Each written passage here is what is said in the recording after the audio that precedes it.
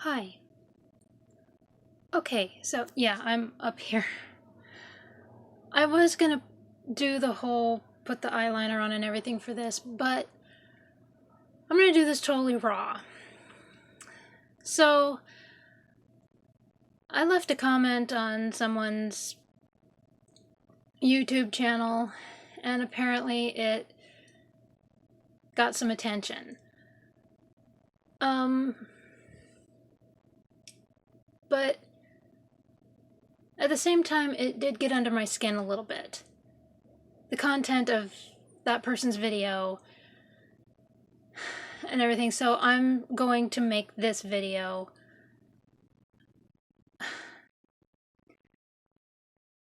One thing to understand is, yes, I'm glad that the emo era is coming back. I'm glad that a lot of you have latched on to, you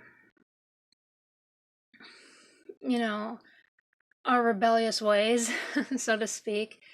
But the problem is that I guess that there's a lot of you who just think it was a fashion trend. No.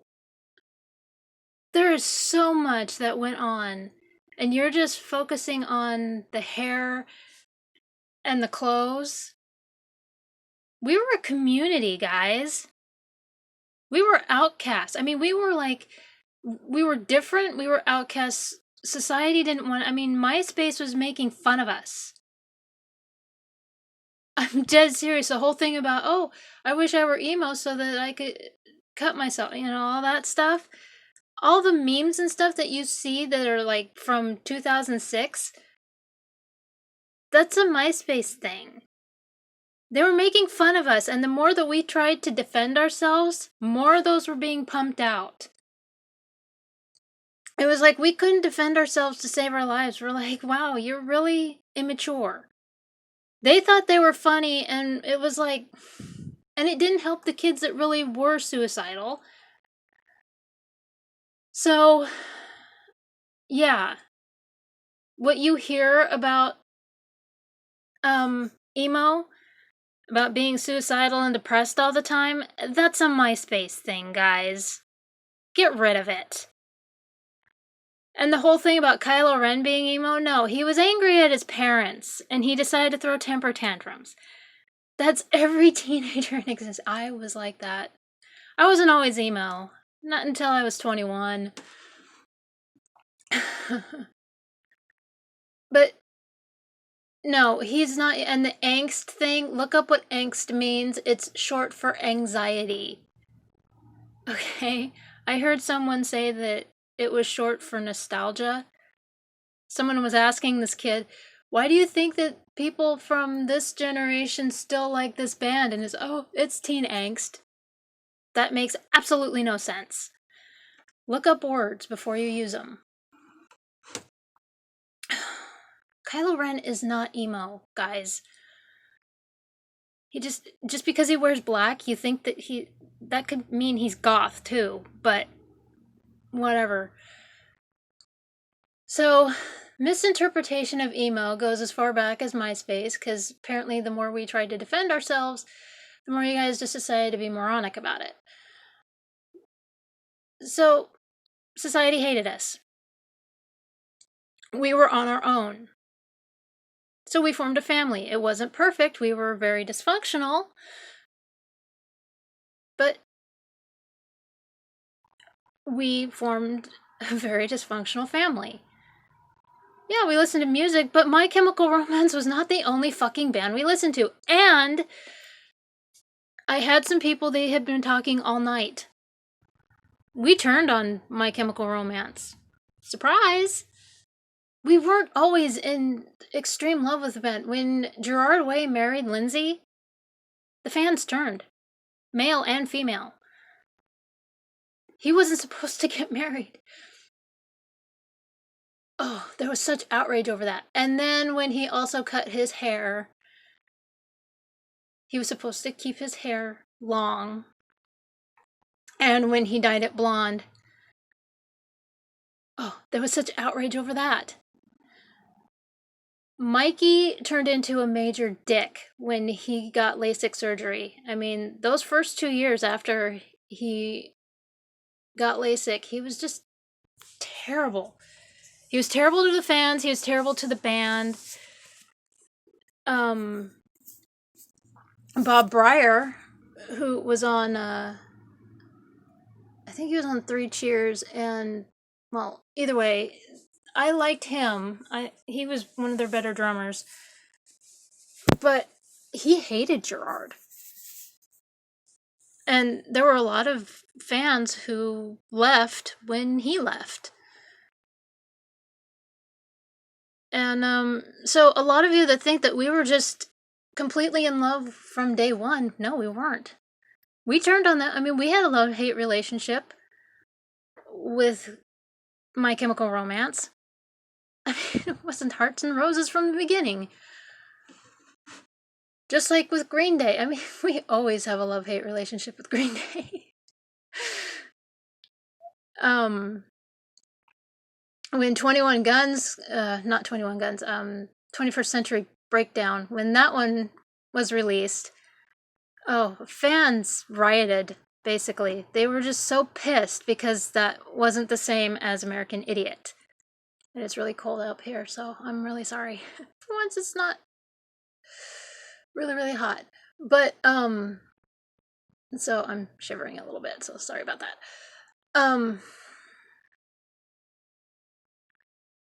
But yeah, American Idiot was so popular and so fantastic, and then they brought out the next album in 2009, and fans were outraged because it wasn't that good. They didn't like it. And in Poor Revenge Sevenfold, I talked about that because they were part of the emo scene. And I can remember, they had some really good music, and then after Jimmy died, it was like the fans expected them to still be good after Jimmy. It was like, you don't have the same sound. Well, of course they don't have the same sound because they don't have Jimmy anymore. You can't expect every drummer to sound the same. So we were dealing with that. There were those kids that were just awful. Some of the local bands were pretty bad. They would play those vicious little games on people, on their fans, and that's why they didn't last. None of the bands around here lasted more than a year because they just played stupid games on us. It was like the guys would tell girls to come, and that they'd try to romance one girl, and it turned out that he had 3 others lined up, and it was like, oh yeah, because we don't talk to each other. So yeah, I mean, we were smoking and drinking and one-night stands right and left. We were rebelling.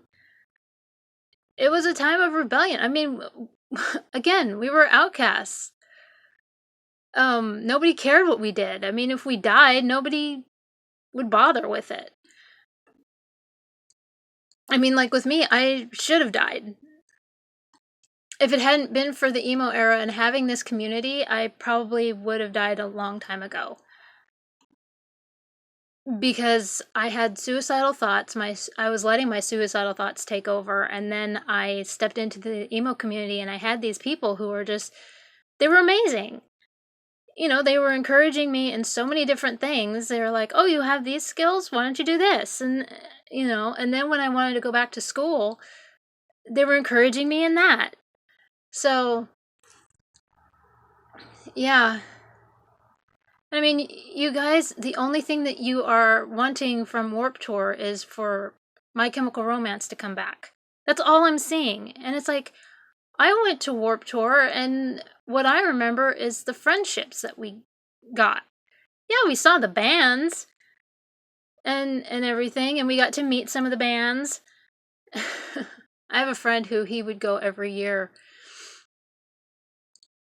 and he'd always brag about meeting some of the bands. He always made sure to go. I think the last couple years he didn't get to go, but he always made sure to go.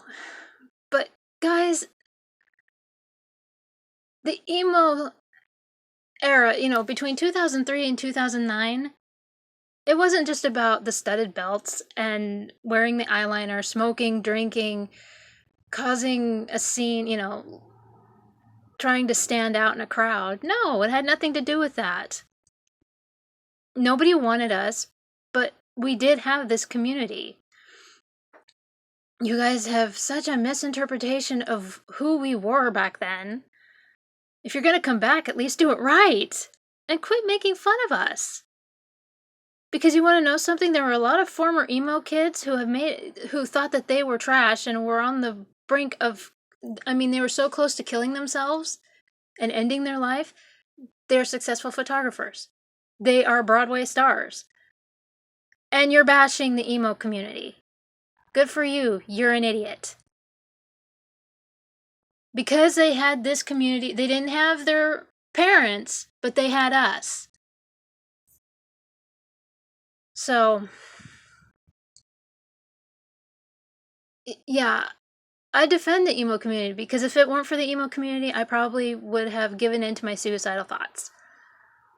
It's one of those asshole things that comes with my epilepsy. It's not like something that just showed up and an excuse, but anyway, yeah.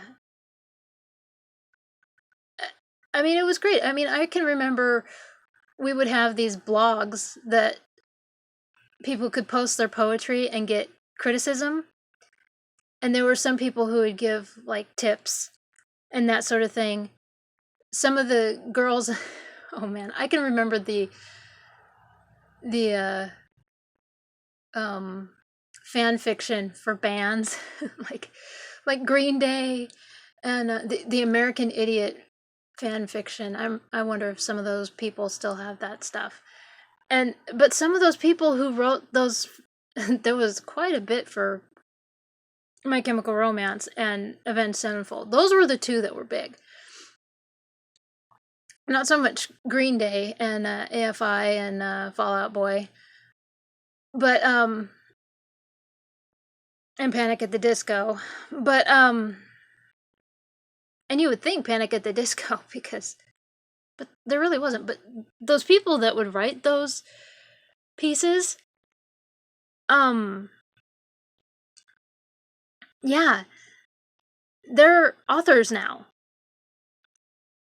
I mean, I'm sure that they would look at their stuff now and they're like, oh man, I was such a crappy writer. And another thing that you have to understand, somebody pointed this out to me. We didn't wear just black and white.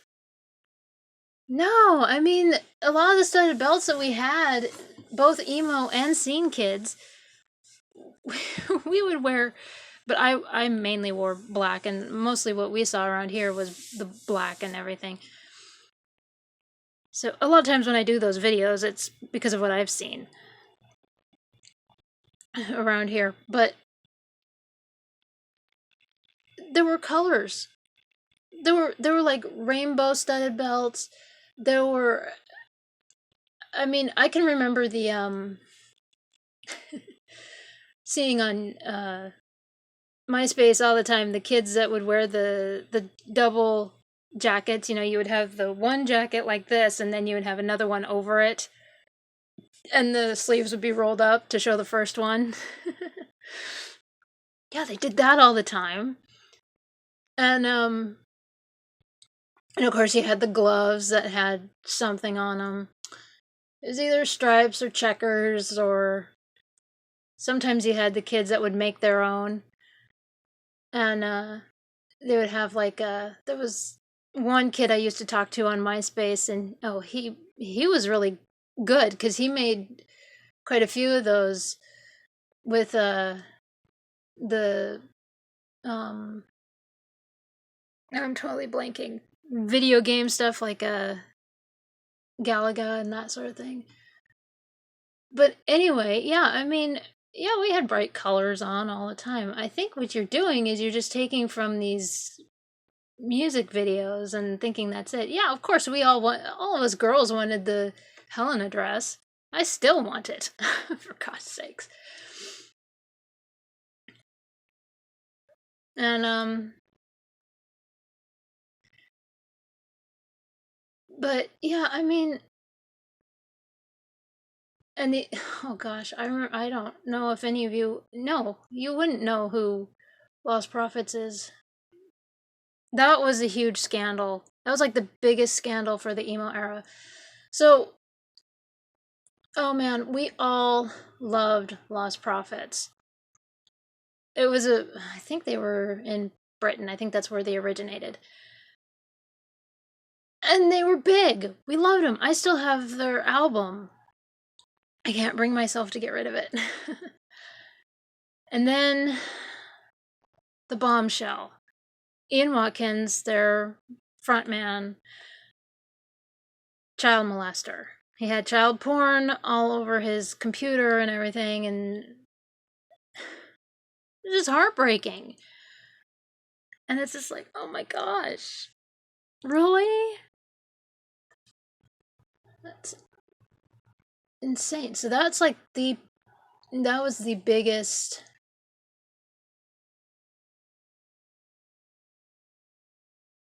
That was the biggest thing. I think the second, well, that one, and then there was also when Pete Wentz was divorced. I still think she used him to get famous because nobody really knew who she was, and he was really famous. I mean, he was really up there. He and his band were doing really well, and it was like nobody really knew her as anyone, any kind of singer or anybody. And then she gets married to him. They get married, and then it's like, oh, Ashlee Simpson. That must, and then she divorces him. I think she was cheating on him, but didn't. There's just so much about that. It didn't make sense. Everything that she said did not make sense. She said, "Oh, we were young, and and it's like, okay, but you married 3 years ago. I would understand if it was 10 years ago, but it's 3 years ago that you guys got married." But Pete Wentz went into such a deep, deep depression, and it was like he was on tour, and it was like he wasn't there. It was awful watching him, and there were so many. She lost so much of her fan base even before because I think that was before her whole hoedown thing on Saturday Night Live.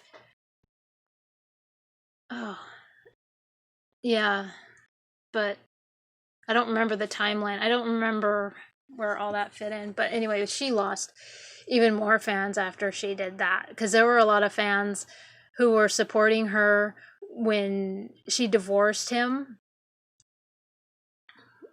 And yeah, because she was like blaming his medical condition and everything, like using that as part of the whole divorce settlement and everything. And it was like, you're really doing this right now. Everything she said did not make sense. So, yeah.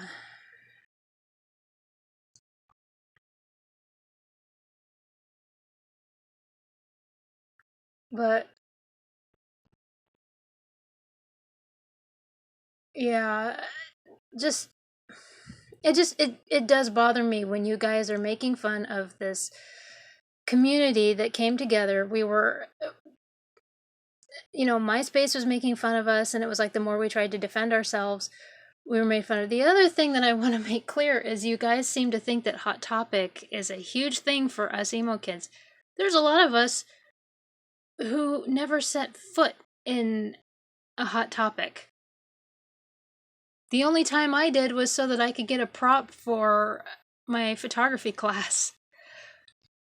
And that was the first time and I haven't been back since. And that was in 2009. Like, it was a little weird for me. It's just, that's a stereotype. No, we don't go in there as much as you think, or we didn't. one thing you have to understand is a lot of the places like JCPenney and Macy's and Sears and those places, because this new fashion idea had come up, they decided to cater to it. So we could buy these clothes at JCPenney and Sears and Macy's. So if you were to start, making it look like, they'd probably start catering to it again. But yeah, because I used to buy my striped shirts at JCPenney all the time. And I bought a couple of my my vests at Macy's. I still have them somewhere. but yeah, a lot of the things that you guys think was going on was not going on. We wore a lot of corset tops too. A lot of the girls did, because Amy Lee wore them from Evanescence. Yeah, we did that. And okay, the tutus, a couple of friends of mine and myself, no, that was not, the scene girls and the emo girls did not wear those. Those became popular after Avril Lavigne released her Hello Kitty song. It was not an emo thing. No. We were finding the skirts to go along with the corset tops. Never.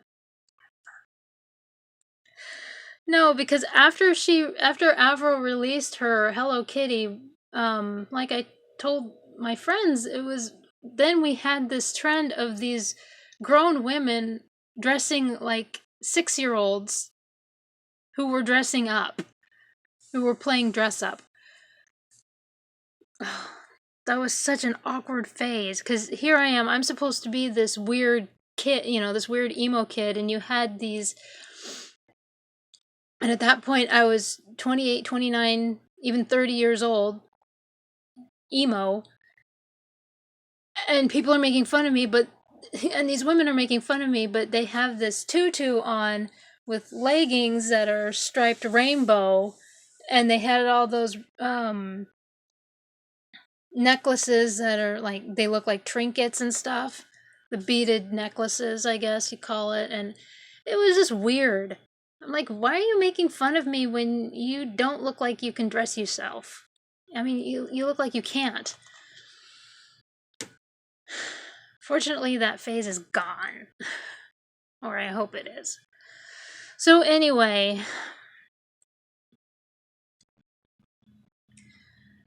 emo is not a fashion trend. We were a community of outcasts who were there for each other. There were a lot of us, yeah, it saved lives, guys. There were a lot of us who were so deep into depression, and because we found other people who were dealing with the same thing, we were able to talk each other out of it. And now those people who were deep into depression are famous. Well, they've got their own business or something like that. That's something you have to understand. Don't just go making fun of something because you don't understand it. If you think it's just fashion, well, you need to look into it a little bit more. And we didn't just listen to My Chemical Romance. In fact, we had a love-hate relationship with My Chemical Romance. Half the time, we hated Gerard.